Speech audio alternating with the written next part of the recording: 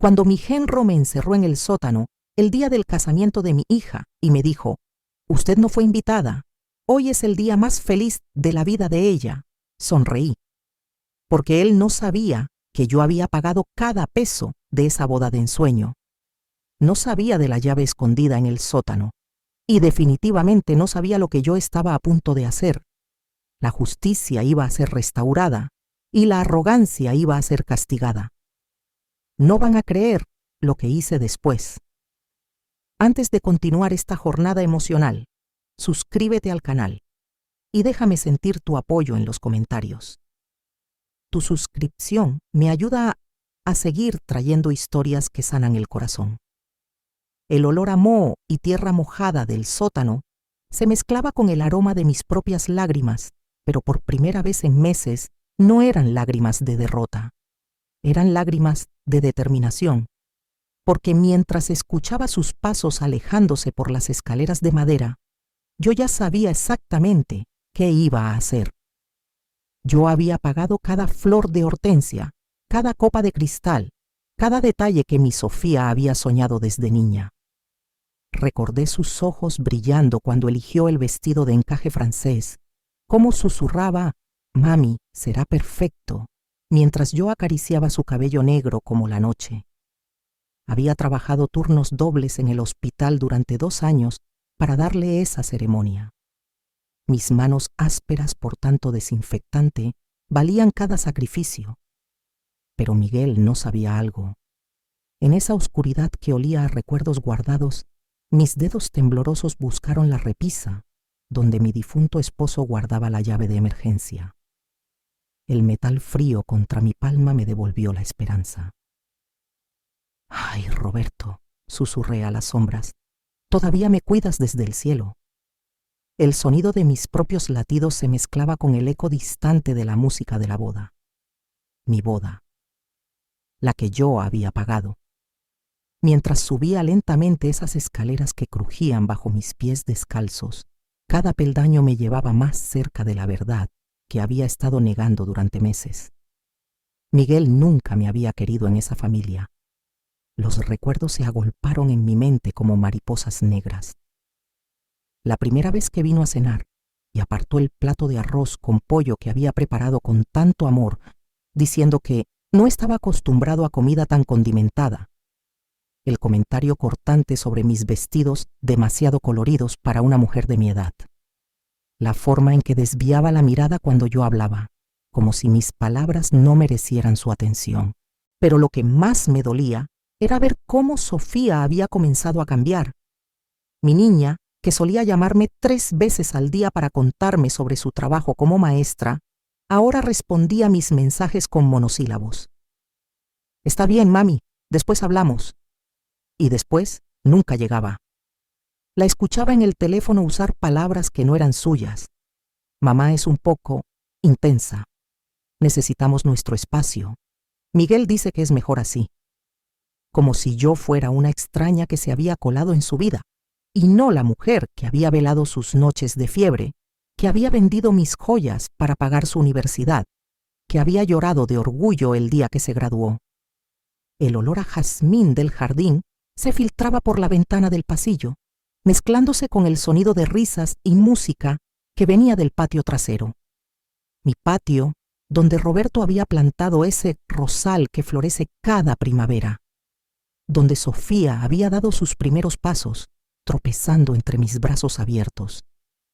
Ahora era el escenario de su boda, y yo era una intrusa en mi propia casa. Me detuve frente al espejo del pasillo. Mi reflejo me mostró a una mujer con el cabello despeinado, el vestido azul marino arrugado, el vestido que había elegido cuidadosamente para lucir elegante sin opacar a la novia. Los ojos hinchados de llorar me devolvían una mirada que no reconocía. ¿Cuándo me había vuelto invisible para mi propia hija? ¿Cuándo había permitido que un hombre decidiera mi lugar en la familia que yo misma había construido? El sonido de los violines llegaba desde el jardín como una melodía burlona. Reconocí la pieza, Ave María, la misma que yo había cantado en la iglesia cuando era joven, cuando Roberto me miraba desde el primer banco con esos ojos llenos de amor que nunca me juzgaron. Dale fuerza a tu hija, le pedí en silencio, porque hoy necesito ser la mujer que tú creías que era. Pero eso fue solo el comienzo de lo que se convertiría en la noche más transformadora de mi vida. Caminé hacia mi habitación con pasos que resonaban diferente. Ya no era la mujer derrotada que había bajado al sótano. Algo había despertado en mí, algo que había estado dormido demasiado tiempo. Abrí mi armario y ahí estaba. El vestido rojo que Roberto me había regalado para nuestro 20º aniversario. Te hace lucir como una reina, me había dicho mientras me ayudaba a subir el cierre. Nunca lo había usado después de su muerte. Era demasiado vibrante, demasiado atrevido para una viuda. Demasiado yo para lo que se esperaba de mí. Mis manos temblaron al tocarlo. La seda fresca contra mis dedos me transportó a esa noche de hace 10 años, cuando bailamos salsa en la cocina mientras se cocinaba la cena. Roberto me hacía girar entre sus brazos y yo me reía como una quinceañera. «Eres hermosa, Carmen», me susurraba al oído. «No dejes que nadie te haga creer lo contrario». Sus palabras resonaron en mi mente como una bendición póstuma. Me quité el vestido azul conservador y me puse el rojo. El espejo me devolvió una imagen que había olvidado. Una mujer con fuego en los ojos, con curvas que había aprendido a esconder, con una presencia que llenaba la habitación. Busqué en mi joyero los aretes de perlas que habían sido de mi madre, los que había guardado para ocasiones especiales que nunca llegaban. Hoy era esa ocasión. Mientras me peinaba, podía escuchar los brindis que comenzaban en el jardín, la voz aguda de la tía Esperanza gritando «¡Salud!» y el tintineo de las copas. Reconocí la risa de mi hermana Rosa, que había viajado desde Guadalajara para estar presente. Rosa, que siempre me decía «Carmen, tienes que defenderte más». Cuánta razón tenía. El plan se formó en mi mente como si hubiera estado esperando este momento toda mi vida. No iba a irrumpir gritando como una loca. No iba a hacer una escena que arruinara el día de Sofía. Iba a hacer algo mucho más poderoso. Iba a recordarles a todos quién era yo realmente. La mujer que había criado a esa novia hermosa, que había trabajado 2 empleos para darle todo lo que necesitaba, que había convertido esta casa en un hogar lleno de amor y risas. Bajé las escaleras sintiendo el roce de la seda contra mis piernas. El olor a mole que venía de la cocina me recordó que había preparado ese guiso especial para la cena, el mole de mi abuela, el que llevaba 20 ingredientes y 3 días de preparación, el que Miguel había rechazado en la degustación diciendo que era demasiado complicado para sus invitados. Pero yo lo había hecho igual, porque sabía que los amigos verdaderos de Sofía lo esperaban. Desde la ventana de la cocina podía ver la ceremonia. Sofía estaba preciosa bajo el arco de flores blancas que yo había ayudado a armar la noche anterior. Su vestido flotaba como una nube, y el velo que había sido mío se extendía detrás de ella como un río de sueños. Pero su sonrisa parecía forzada, sus hombros tensos. Incluso en el día más feliz de su vida algo no estaba bien. Miguel estaba a su lado, impecable en su smoking negro, pero había algo en su postura que me molestaba. La forma en que mantenía la mano en la espalda de Sofía, no como una caricia, sino como un control.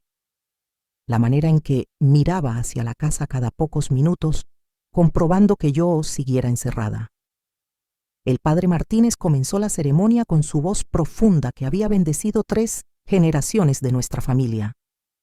Estamos aquí reunidos para celebrar el amor de Miguel y Sofía.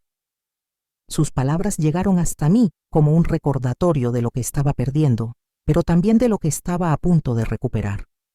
Respiré profundo, sintiendo el aroma de las gardenias que había plantado bajo la ventana mezclarse con el perfume que me había puesto, el mismo Chanel No. 5 que Roberto me regalaba cada Navidad. Hoy no era solo el día de la boda de Sofía, era el día en que Carmen Delgado iba a recordar su propio valor. Lo que vino después lo transformó todo. Salí por la puerta lateral de la casa la que daba directamente al jardín donde se celebraba la ceremonia. Mis tacones se hundían ligeramente en la hierba húmeda, pero cada paso me daba más seguridad. El sonido de mi caminar se mezcló con la música del violinista, creando una sinfonía que solo yo podía escuchar. Era el soundtrack de mi liberación. Los primeros en verme fueron los niños, los sobrinos de Sofía que correteaban entre las mesas. La pequeña Ana, de apenas 5 años, fue la primera en romper el protocolo. «Tía Carmen», gritó con esa voz cristalina que solo tienen los niños, y corrió hacia mí con los brazos abiertos. Su abrazo me dio la fuerza que necesitaba para seguir caminando. Uno por uno, los invitados comenzaron a voltear. Primero fueron murmullo de sorpresa, luego exclamaciones de alegría. «Carmen», exclamó mi compadre José, levantándose de su silla. «Pensamos que estabas enferma».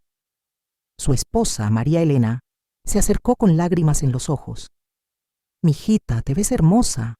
¿Pero dónde estabas? Te estuvimos buscando». La confusión se extendió entre los invitados como ondas en un estanque. Podía escuchar fragmentos de conversaciones. ¿No iba a venir? Miguel dijo que tenía gripe. Pero si ella pagó todo esto. Mi corazón se hinchó al darme cuenta de que había más gente preguntándose por mi ausencia de lo que había imaginado. No era invisible para todos, solo me habían hecho creer que lo era. Mientras avanzaba hacia el altar, mis ojos se encontraron con los de mi hermana Rosa. Su expresión cambió de sorpresa a comprensión inmediata. Rosa siempre había tenido esa habilidad para leer entre líneas. Se levantó de su asiento y comenzó a caminar hacia mí, pero yo la detuve con una mirada. Este momento tenía que ser solo mío. Sofía me vio cuando estaba a apenas 10 metros del altar. Su rostro se transformó completamente, de la compostura de novia a la expresión de una niña que acaba de ver a su madre después de una pesadilla. «Mami», susurró, y su voz se quebró de una manera que me partió el corazón. Por primera vez en meses, volvía a ser mi pequeña Sofía, no la mujer controlada que Miguel había estado moldeando. Miguel se volvió lentamente, y en su cara pude ver el momento exacto en que se dio cuenta de que su plan había fallado. Su mandíbula se tensó, los nudillos se le pusieron blancos de la fuerza con que apretó los puños. Pero había algo más en sus ojos. Miedo. Miedo a que yo contara la verdad. Miedo a que su máscara perfecta se cayera frente a todos los invitados. El padre Martínez detuvo la ceremonia, mirando la escena con esa sabiduría que solo dan 60 años de escuchar confesiones. «Carmen», dijo con una sonrisa genuina, «qué alegría verte. Pensé que no te sentías bien». «Me siento perfectamente, padre», respondí, y mi voz sonó más clara y fuerte de lo que había sonado en meses. «Solo tuve un pequeño inconveniente, pero ya estoy aquí». Caminé directamente hacia Sofía, ignorando completamente a Miguel. Tomé las manos de mi hija entre las mías, sus manos pequeñas y suaves que yo había besado cuando se lastimaba de niña, que había enseñado a hacer tortillas cuando tenía 12 años, que habían temblado cuando se graduó de la universidad. «Hija mía», le dije, y mi voz se suavizó hasta convertirse en un susurro que solo ella podía escuchar. «¿Eres feliz? ¿Realmente feliz?». Los ojos de Sofía se llenaron de lágrimas, y por un momento pensé que todo se iba a derrumbar. Pero entonces sucedió algo hermoso. Mi hija enderezó los hombros, levantó la barbilla con ese gesto que había heredado de mí y me sonrió. Era una sonrisa temblorosa, llena de emociones encontradas, pero era real. Era la primera sonrisa genuina que le veía en meses. «Ahora sí, mami», me dijo. «Ahora que estás aquí, sí soy feliz». Miguel intentó interrumpir. «Carmen, esto es inapropiado. La ceremonia ya comenzó y...». «Miguel», lo interrumpí volteando hacia él con toda la dignidad que pude reunir. Mi voz era baja, pero lo suficientemente clara para que todos escucharan. «Esta es mi casa, esta es mi hija y esta es mi familia. Yo pertenezco aquí tanto como cualquier otra persona. El silencio que siguió fue elocuente. Podía sentir las miradas de los invitados, algunos confundidos, otros comenzando a entender que había más en esta historia de lo que sabían. Rosa se acercó y se puso a mi lado, seguida de mi compadre José y su esposa. Uno a uno, los amigos verdaderos de la familia fueron formando un círculo de apoyo a mi alrededor. La tía Esperanza, esa mujer de 80 años que nunca se callaba nada, se levantó de su silla con su bastón en la mano. ¿Alguien me va a explicar qué está pasando aquí?, preguntó con esa voz que podía oírse hasta en la siguiente colonia. Porque si hay drama en esta familia, yo quiero saberlo. Miguel palideció. Sofía me miró con ojos que me suplicaban una explicación. Y yo supe que había llegado el momento de la verdad. Pero lo que sucedió después fue algo que ninguno de nosotros esperaba. Esperanza tiene razón, dije, mi voz resonando clara en el silencio del jardín. Creo que todos merecen saber la verdad. Me volví hacia los invitados, sintiendo el peso de cada mirada. Hace una hora, mi genro me encerró en el sótano de mi propia casa para que no pudiera asistir a la boda de mi hija. Una boda que yo pagué completamente. El murmullo que se levantó entre los invitados fue como el rumor de hojas en tormenta. Podía escuchar exclamaciones de sorpresa, palabras de indignación. ¿Qué? ¿Cómo es posible? Pero si Carmen es la que organizó todo. Miguel dio un paso adelante, su cara enrojeciendo de ira. Carmen, estás exagerando. Solo pensé que necesitabas tiempo para calmarte. Estabas muy alterada.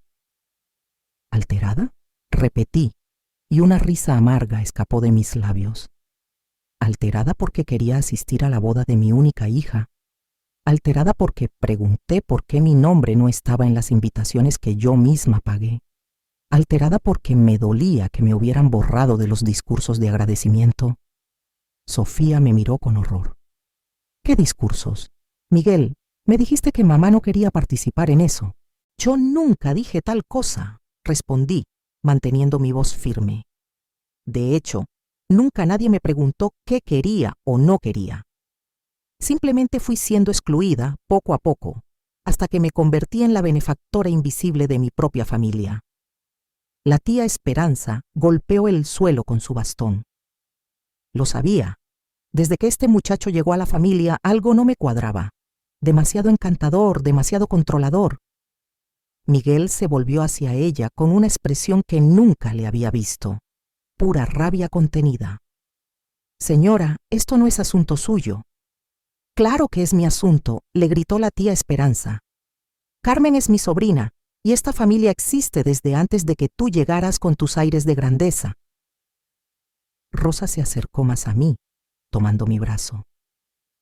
Carmen, ¿por qué no me dijiste nada de esto? Porque tenía miedo, admití, y mi voz se quebró por primera vez. Tenía miedo de perder a Sofía para siempre. Pensé que si me quedaba callada, si no causaba problemas, al menos podría mantener algún lugar en su vida. Sofía se tapó la cara con las manos, su vestido de novia temblando con sus sollozos. Ay, mami, lo siento tanto. Yo no sabía. Miguel me dijo que querías tomar distancia, que necesitabas espacio después de la muerte de papá. ¿Distancia? Mi corazón se partió al escuchar esas palabras. Hija, lo único que he querido desde que tu padre murió es estar cerca de ti. Eres lo único que me queda de él, lo único que le da sentido a mi vida. Miguel finalmente explotó. Exactamente, ese es el problema. Sofía no puede vivir siendo tu razón de existir. Necesita una vida propia, una familia propia, sin que tú estés controlando cada movimiento. Yo nunca he controlado nada, respondí, y mi voz adquirió una fuerza que no sabía que tenía. Trabajé 2 empleos para pagar su universidad sin pedirle nada a cambio. Pagué esta boda sin interferir en ninguna decisión. Lo único que pedí fue estar presente en el día más importante de la vida de mi hija. El padre Martínez se acercó, su presencia calmando un poco la tensión. Miguel, hijo, creo que hay algunas cosas que necesitas reconsiderar. El honor a los padres no es solo un mandamiento, es la base de una familia sólida. Padre, usted no entiende. Miguel comenzó, pero Sofía lo interrumpió. No, Miguel, el que no entiende eres tú. Mi hija se quitó el velo, sus manos temblando. Todo este tiempo me has estado llenando la cabeza con ideas sobre independencia y límites saludables, pero lo que realmente querías era alejarme de mi mamá. Sofía, por favor, no hagas esto, Miguel le suplicó, y por primera vez lo vi vulnerable. Solo quiero lo mejor para nosotros. ¿Lo mejor para nosotros? Sofía se volvió hacia él, su voz creciendo en intensidad. O lo mejor para ti. Porque separar a una hija de su madre no es amor, Miguel, es control. El silencio que siguió fue profundo. Podía escuchar el viento moviendo las hojas de los árboles que Roberto había plantado, el murmullo distante del río que corría detrás de nuestra propiedad. Era como si la naturaleza misma estuviera esperando a ver qué pasaría después. Miguel miró a su alrededor, a los rostros que lo observaban con expresiones que iban de la decepción al disgusto. Sus padres, que habían viajado desde la capital, lo miraban con confusión. Sus amigos parecían incómodos, como si no supieran de qué lado ponerse. Sofía, dijo finalmente, su voz más suave. Podemos hablar de esto después. No aquí, no ahora. No, respondió mi hija, y en esa palabra escuché ecos de todas las veces que yo había querido decir no, pero no me había atrevido. Si vamos a casarnos, si vamos a formar una familia, esto se resuelve ahora. Y entonces sucedió algo que cambió todo para siempre. Sofía se quitó los anillos de compromiso y de boda, manteniéndolos en su palma abierta como dos círculos de plata que habían perdido su brillo. Miguel, dijo con una voz que sonaba más madura de lo que la había escuchado jamás. Si no puedes aceptar a mi madre, no puedes aceptarme a mí realmente, porque ella es parte de quien soy. Miguel la miró con incredulidad. Sofía, no puedes estar hablando en serio. ¿Vas a cancelar nuestra boda por esto? No la estoy cancelando, respondió mi hija, extendiendo su mano hacia él con los anillos. La estoy posponiendo hasta que aprendas a respetar a la mujer que me dio la vida y me enseñó lo que significa el amor incondicional. Un murmullo de aprobación se elevó entre los invitados. La tía Esperanza comenzó a aplaudir, seguida por Rosa, luego por mis compadres, hasta que todo el jardín resonó con aplausos. No para celebrar una boda, sino para celebrar el coraje de una joven que eligió la familia por encima de todo. Miguel tomó los anillos con manos temblorosas. Por un momento pensé que iba a pelear, que iba a seguir tratando de manipular la situación. Pero algo en los ojos de Sofía debe haberle dicho que había perdido. Se volvió hacia mí, y por primera vez desde que lo conocía, su expresión no tenía rastros de arrogancia. Carmen, dijo, su voz apenas un susurro. Lo siento, no tenía derecho. No era la disculpa completa que merecía, pero era un comienzo. Asentí con la cabeza, sintiendo una paz que no había sentido en meses. Miguel, mi único deseo es ver a mi hija feliz. Si realmente la amas, aprende a amarla completamente, incluyendo la familia que la formó. Sofía se acercó a mí y me abrazó con una fuerza que me recordó a cuando era pequeña y tenía pesadillas. Su vestido de novia se arrugó contra mi vestido rojo, creando una imagen que permanecería grabada en mi memoria para siempre. Te amo, mami, susurró en mi oído, y nunca más voy a dejar que nadie me aleje de ti. Y yo nunca más voy a permitir que me alejen de ti, le respondí, acariciando su cabello como había hecho 1000 veces antes. El padre Martínez sonrió. Bueno, parece que hoy no habrá boda, pero hemos sido testigos de algo igual de sagrado, el reencuentro de una familia. Los invitados comenzaron a acercarse, ofreciendo abrazos y palabras de apoyo. La música cambió. El violinista, mostrando una sensibilidad hermosa, comenzó a tocar Cielito Lindo, la canción que Roberto me cantaba cuando estaba triste. Rosa organizó rápidamente que la comida se sirviera igual. «Ya está pagada», dijo con una sonrisa, «y Carmen se merece una fiesta». Así que lo que había comenzado como una boda se convirtió en una celebración del amor familiar, del coraje para defender lo que es correcto y de los nuevos comienzos. Mientras la noche avanzaba y las estrellas comenzaron a aparecer sobre el jardín que Roberto había soñado y que yo había hecho realidad, Sofía y yo nos sentamos en el columpio donde solía leerle cuentos cuando era niña. «¿Crees que Miguel puede cambiar?», me preguntó. «No lo sé, mi amor», respondí honestamente, «pero sé que tú ya has cambiado.